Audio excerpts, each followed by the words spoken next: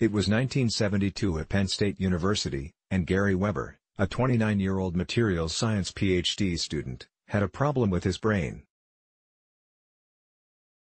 It kept generating thoughts.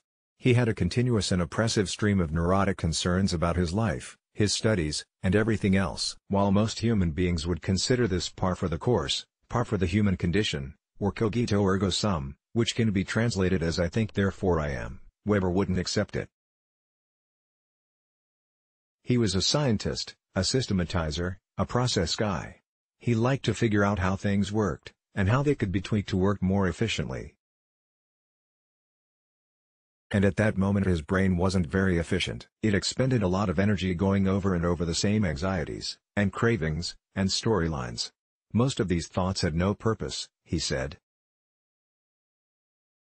They were not going to cure cancer. Hakuin Ikaku was one of the most influential figures in Japanese Zen Buddhism, as well as a praised artist. It so happened that shortly after he recognized the problem, in one of those little life coincidences that some people like to call synchronicities, Weber picked up a slim volume of poetry on his way out of the library. He sat down on the green grass in front of the university admin building, unpacked his lunch and idly opened the book. He read, "All beings are, from the very beginning, Buddhas." Haiku in Ikaku. This is the first line of a famous Zen poem, Song of Zazen, written in the 18th century by the Japanese Buddhist teacher Hakuin Ikaku. Weber knew nothing of Zen. Still, within seconds of reading Ikaku's words, according to Weber, the entire world just opened up. I mean, it literally opened up. For what must have been 30 or 40 minutes, I dropped into this magnificent expansiveness, a vast empty space without any thoughts whatsoever. Kensho can be translated as seeing into one's own nature. Weber had had what in Zen is called a kensho, an awakening, a glimpse into the unconditioned, a mystical phenomenon described in different ways by countless texts and countless teachers, in countless traditions. It was a profound experience, but like so many such experiences, it didn't last. Weber's thoughts returned, as insistent and clamorous as ever. But now Weber knew another way was possible. He was determined.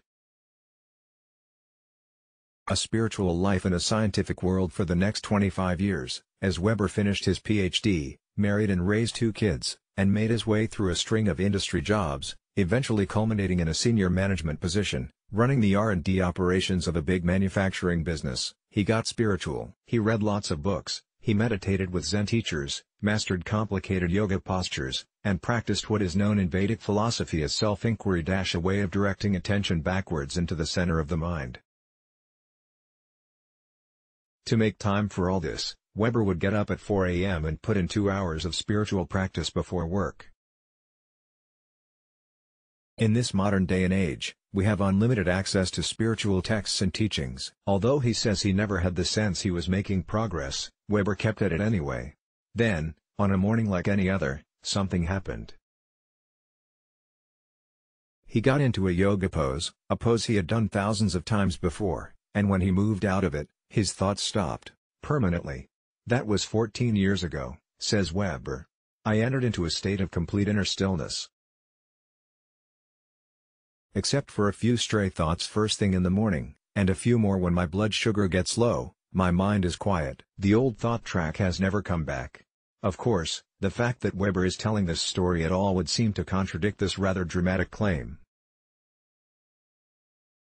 Conventional wisdom tells us that talk is the verbal expression of thinking, separating the two makes no sense, and yet, this is the experience Weber reports. And at the time he didn't care if it was theoretically impossible. What he cared about was that in an hour he needed to go to work, where he was supposed to run 4 research labs, manage 1,000 employees, and a $250 million budget, and he had no thoughts. How was that going to work?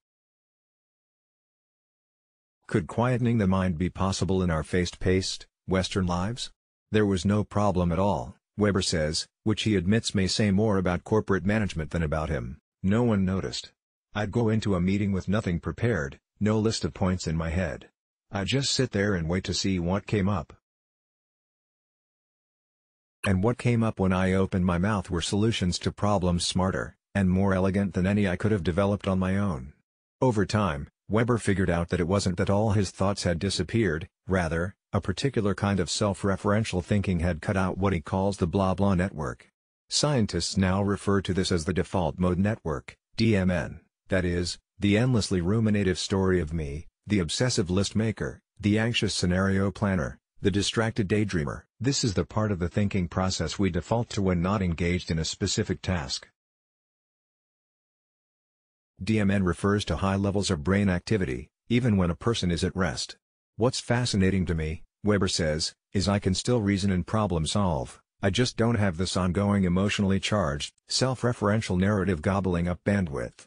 But the real surprise for Weber is what disappeared along with the me narrative, any sense of being a separate self, and with it, all mental and emotional suffering. He has a theory about this. If you look at the self-referential narrative, it's all I, me, mine. When that cuts out, the I goes with it. Now, for me, it's very quiet and peaceful inside. There's no sense of wanting things to be other than they are, and no I to grab hold of. I want, I desire, I lust. Although his case is extreme, Weber's experience is in line with research showing that more DMN activation correlates with more unhappiness. A wandering mind is an unhappy mind, as the title of one well-known paper puts it. Weber has even found the changes have carried over into his emotional life. I still get angry, but it's different now. If someone cuts me off in traffic, I feel the energy come up, but it doesn't go anyplace. There's no chasing somebody down the highway. The anger dissipates immediately, it doesn't carry forward.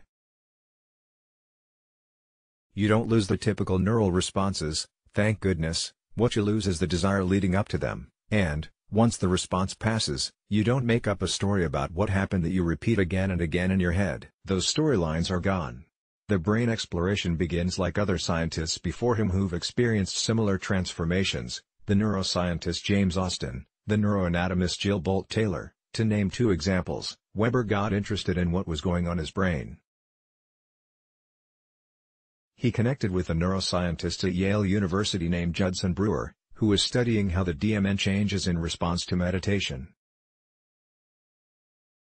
He found, as expected, that experienced meditators had lower DMN activation when meditating. Neuroanatomist Jill Bolt Taylor experienced her awakening when she had a stroke.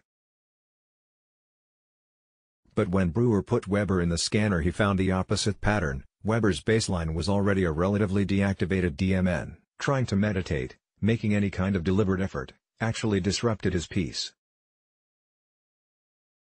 In other words, Weber's normal state was a kind of meditative letting go, something Brewer had only seen a few times previously, and other researchers had, until then, only reported anecdotally. And here we come to a subtle but important difference of opinion between Weber and Brewer.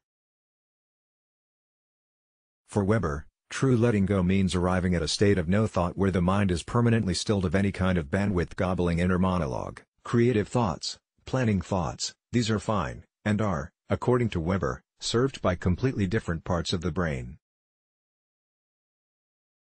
The real suffering happens in the endless and exhausting internal monologue. Thus, he argues, working to extinguish these kinds of thoughts should be the explicit goal of practice, something he says other contemplative traditions also emphasize. Meditation decreases beta waves, bright colors. Beta waves are responsible for logic and critical thinking, and can also translate into stress, anxiety and restlessness. By contrast, further study has suggested to Brewer that the thoughts themselves, even a certain amount of the self-referential kind, may not actually be the problem. The real problem is our human tendency to fixate and grip and get caught up in these thoughts.